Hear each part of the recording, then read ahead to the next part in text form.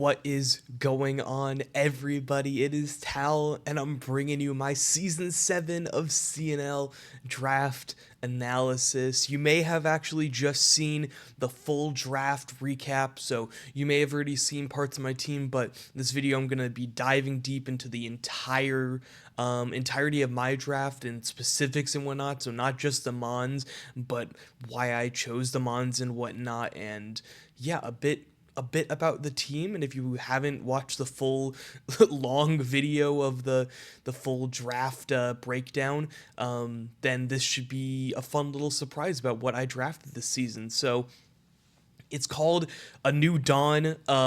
That's going to be the theme for this season, and it's because of the ending of UDL last season, the ending of CNL last season, both first round knockouts, and I'm trying to go into a new era. Like I'm done with the first round exits. This is going to be a tough season. We have some really strong battlers. Everybody is extremely experienced. There's only a couple who are not as experienced in this entire division, and it's gonna be a gauntlet. I've seen my schedule for this season, and I really don't have a break. Every week is gonna be difficult, but I love the team that I've created this season. Shout out to Yoshi, who was a big help in helping me with my team and just everybody along the road. There was a lot of different during grace period. I made a lot of different changes. I was going back and forth between stuff, but this is going to be the final team, and I hope I can use it for the full season. If there's changes I have to make down the line, we'll see, but I'm pretty confident in this team and the power that it holds. And so we got the 12th overall pick. Now it's a 14-person draft, the snake draft, so it would go 12, and then I would have I believe the 18th pick? No, 19th pick. So it would go 12, no, 12, 13, 14, and then it would go 15, 16. So I'd have the 17th pick. So I had the 12th, 17th, then it would go back and forth. So there would be a long time between duos, but I can kind of get like whatever duo I wanted. So I was looking at the board before the draft, and there was a lot of good high point mons, but I really wasn't sure about what I was going to go with my first round pick. I was kind of in the middle of a couple different things, but I knew that if this mon in particular landed to me, I was going it no matter what. And somehow at the 12th overall pick, we got to pick up Urshifu Rapid Strike. Now, Urshifu Dark is not allowed in this draft, of course. It's a little bit too broken. Urshifu Rapid Strike was 19 points in this draft, so it was the highest point possible.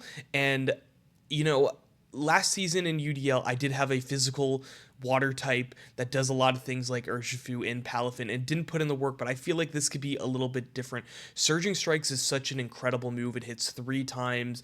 It always crits. It's incredible with the stab, water, 130 base attack, I believe, and Unseen Fist so that they can't protect. So if they're trying to do stall or whatnot or substitute because it hits multiple times, we could just go basically through that. So some notable moves is how it's going to be looking like for the full analysis. Surging Strikes, close combat. Close combat's going to be our main fighting stab. Drain Punch isn't on here, but that's also going to be one of our main forms of stab if we want to go maybe a bulkier set. Aqua Jet is our only form of priority, but still a very good priority move. And then a couple setup moves in Sword Stance and Bulk Up. If I want to be a little bit more bulky during the game, I can run a Bulk Up set. If I want to just get some big damage, Sword Stance. We have the Elemental Punches and Ice Punch, Thunder Punch, and Fire Punch. And also some really good coverage for poison types in Iron Head and Poison Jab. And then finally, we have U-Turn Pivot. We also have Trailblaze, but U-Turn is going to be very good if I want to run a Scarf set, or even if I just want general pivot ability. It's going to be very nice. So this is going to be Bruno, the Urshifu Rapid Strike. We're going to have nicknames this season. We're going to have dedicated shinies and not shinies to go into the new era of Talvaca draft. Want to put even more effort into these videos, and that starts right here with Urshifu Rapid. So my second overall pick, I wanted to go this mon since before the draft, before I knew my pick, before I knew everything. This was the type of mon that actually I was considering like going with my first round pick, even if I got an earlier pick. That's how much I wanted this Mon, and it fell into my lap at that second round pick, and we are going with Cinderace. Now, Cinderace, I wanted to use this just because of how much it was like Meowscarada, and I absolutely, Meowscarada so far has been my favorite Mon in draft ever. Absolutely love that Mon in UDL, and I wanted to go something like it, and so I was considering Greninja, and I was considering Cinderace, and Cinderace fell into my lap. So it has a lot of strong moves, a lot of which can miss, so that's the risk with Cinderace. So in Pyro Ball, High Jump Kick, Gunk Shot, they all can miss, but still gets the Libero ability. It also gets Blaze, so if we don't want to switch up our typing, for example, if we're trying to go maybe a more defensive set with Court Change, which is a big part as well as why I wanted the Cinderace. Court Change, if you don't know, any hazards that are on your side of the field, you can switch to the other side of the field. So if somebody sets sticky webs up on us, we can click Court Change, and then they have sticky webs on their side and we don't. The only downside of Chord Change is if we set up Stealth Rock and then we click Chord Change, we will now have Stealth Rock on our side of the field. So it's a risky move, but with how our team has kind of shaped up, I think that Chord Change makes a lot of sense for this team. Also, Cinderace does get Sword Dance, which is really nice. Gets Trailblaze, so a lot of different coverage moves, and we can change up our type pretty easily. Sucker Punch for priority. We also have Quick Attack for priority. Double Edge for normal stab. So if you want to go like a Court Change, Swords Dance set, and be a normal type, and then have Quick Attack or Double Edge, that also is possible. So can really run a lot of different moves with Cinderace, and it's going to be a really fun Mon. I feel like I'm going to use this Mon a lot like how I used Meowscarada, and since I love Meowscarada so much, I feel like it's just going to be a perfect fit. So now, between this pick, there was, I think, like 20-something picks before us. We had a long time to wait, but a Mon I was looking at the whole time actually stayed.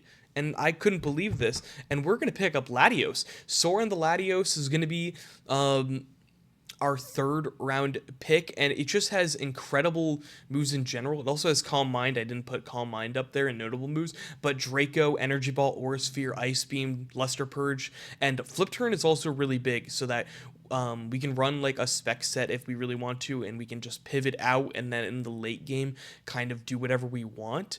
Just very good coverage, 110 speed, which is a big speed tier because right now between Cinderace and Urshifu we had nothing, and so also can run a little bit more bulkier with a Calm Mindset. I believe it also gets stored power but gets recover as well.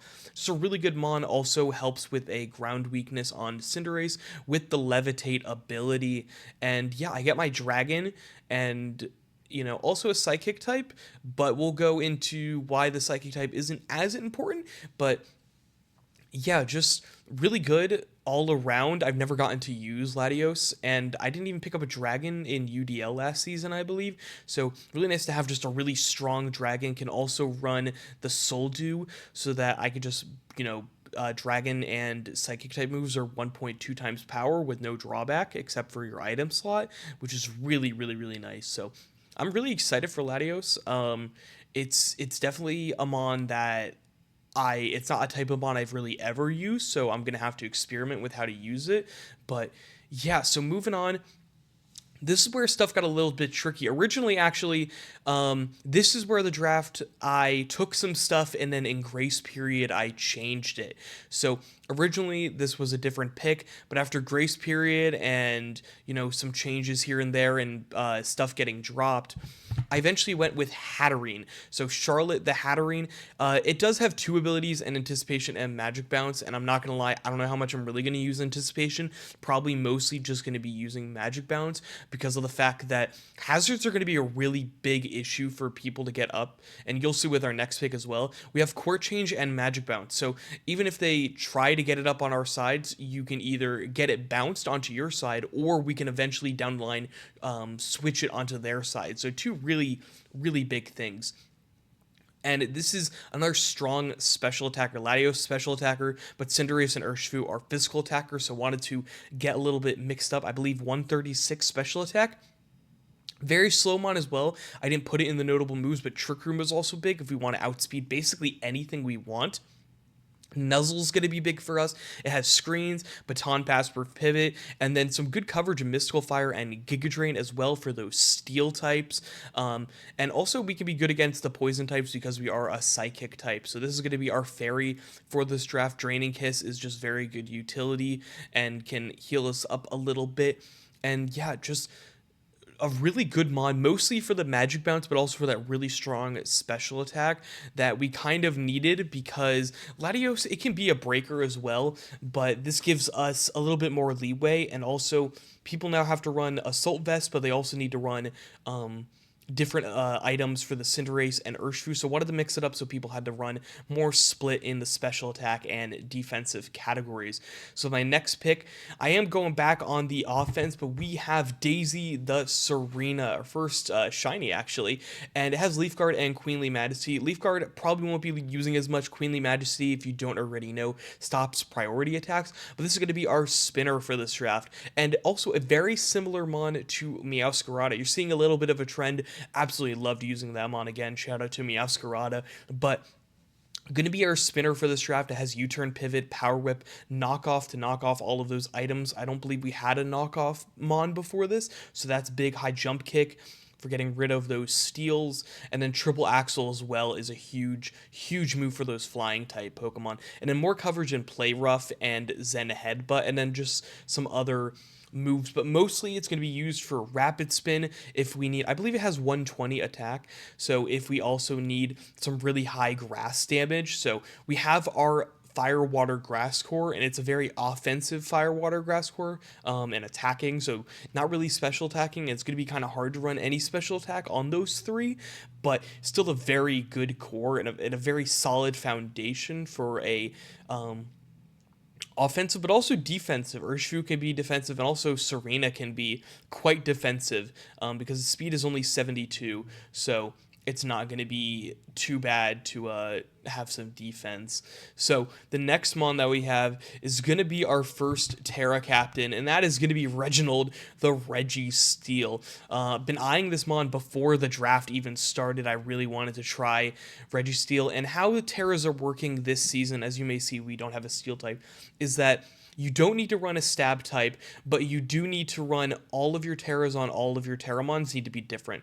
So I'm running Water, Fairy, and Ghost. That means that my next Terramon or two cannot have any of those three types. So it makes it so that everyone's not running, Water, Fairy, Steel on every single Terra. So it actually mixes it up a little bit, and I really like the concept. It makes you have to be a little bit more creative with how your Terra types go.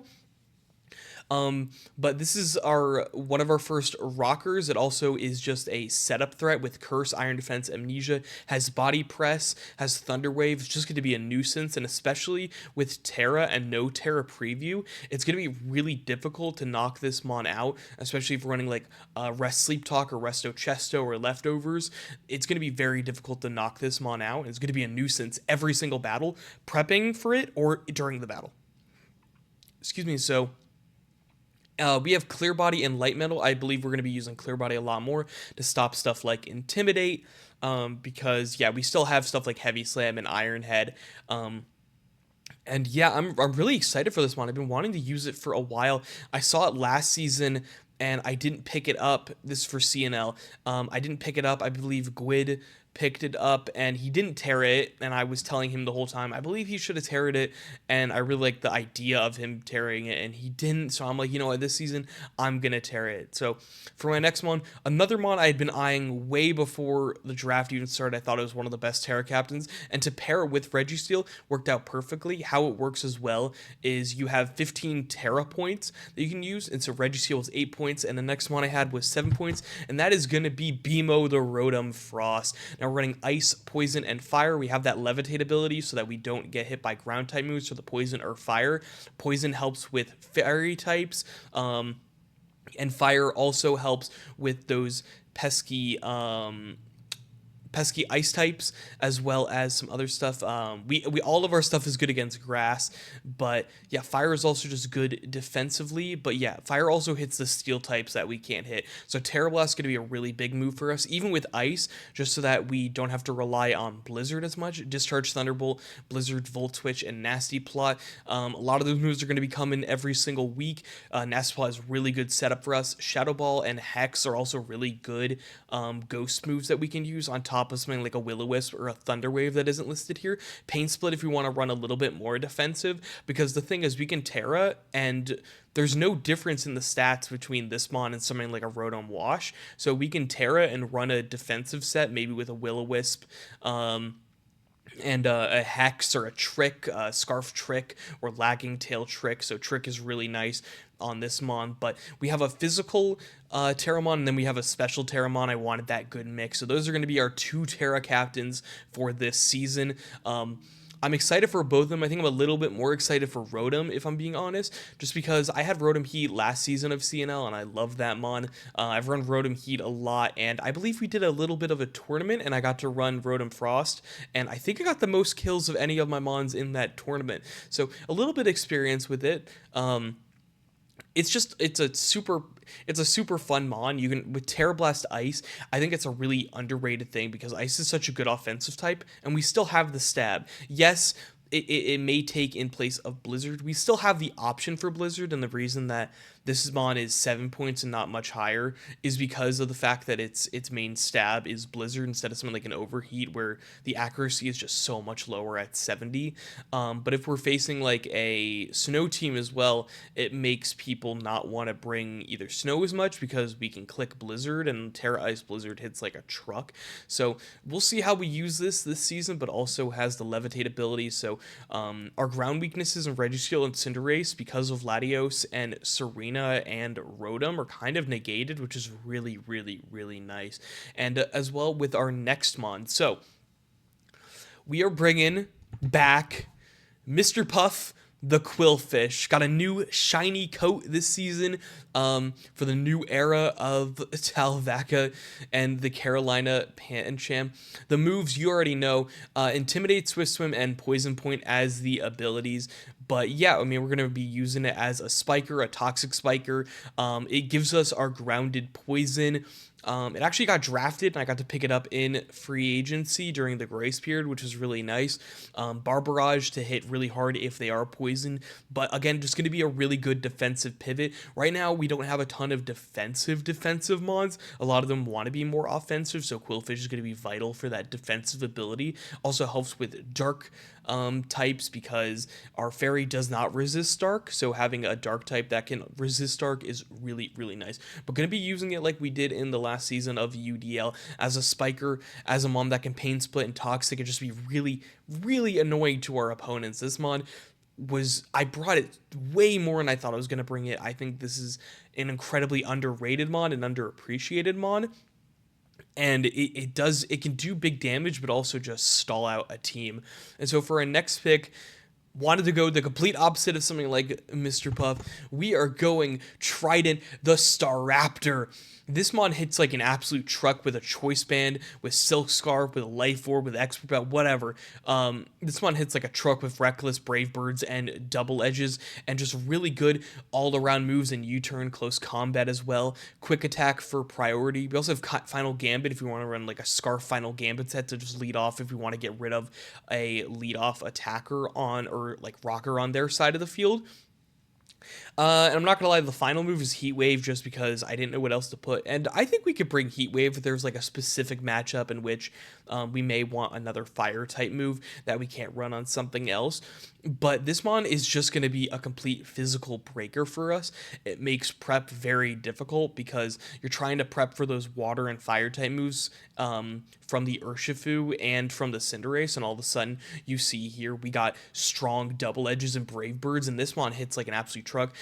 Maybe my favorite flying type next to Kilowattrel as well. This is a Gen 4 staple. I absolutely love this mon. It's just incredible mon, and it's so cool. And so glad I got to pick it up, and it wasn't that many points. So we got only one more Mon, and this Mon is the embodiment of this whole season. It makes everything come full circle from when we used Ursa Ring, and we are going with big time Blood Moon Ursa Luna with the Mind's Eye ability. This Mon is ridiculous. This Mon has 135 base special attack, and it hit Blood Moon. It hits like an absolute truck. Hyper Voice, we have Vacuum Wave. We need priority, which is insane. This Mon can get priority. Earth Power and Moon Blast are also just huge coverage. And then some other moves here like Moonlight to heal us up, Calm Mind if we want to run a setup set.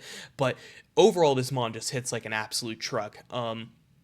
Very hard to knock out, has a huge HP stat, and we even run Trailblaze if we want to run a fast set. I believe we have 52 speed, but if we want to run a fast set, we actually can probably speed creep stuff if we run a Trailblaze set, which is insane. Very, very strong normal type attacks that can also hit ghost types because of our Mind's Eye ability. So we can hit ghost types with normal or fighting type moves. And you may be thinking about having the Staraptor as a normal type hard hitter and this is a normal type hard hitter. One hits for special, one hits for physical. You can't prep for, you can prep for the typing, but you can't even like with ghost type, if you're prepping for Staraptor, you can't prep for that with the Ursa Luna because of the fact that we hit the ghost type. So I'm very excited for this Mon. I'd been eyeing it since the start. I was in between this and getting something like a Lando Eye, but I felt that the power and the versatility may be a little bit better on Ursa Luna, and also the bulk, which I kind of needed. So that is the team for this new era. I'm so excited. I believe we have one of the best teams in the entire league. There's no holes on this team. Every single Mon has a purpose. I can bring almost every single Mon week in, week out, and it's an incredible all-around team, and I'm excited to try out some new Mons, bring back some new old faces in the Quillfish, but I'm super excited to hit hard. And yeah, I think it's just going to be a fun season. It's going to be a hard season. There's some very, very good battlers in here with a lot of experience, and it's not going to be a cakewalk. But it's going to be a wild ride. So I'm going to see you in week 1. I believe I'm going to be uploading on Sundays this week instead of the Saturdays. So expect Sundays at 9 a.m. And if it doesn't get posted, that just means that the battle hasn't happened yet, and it would be uploaded probably by Monday. So if not uploaded on Sunday, expect something on a Monday or even a Tuesday if it's late. So yeah, really excited for this new era of the team, and I'm going to see you guys in week 1. Peace out, everybody.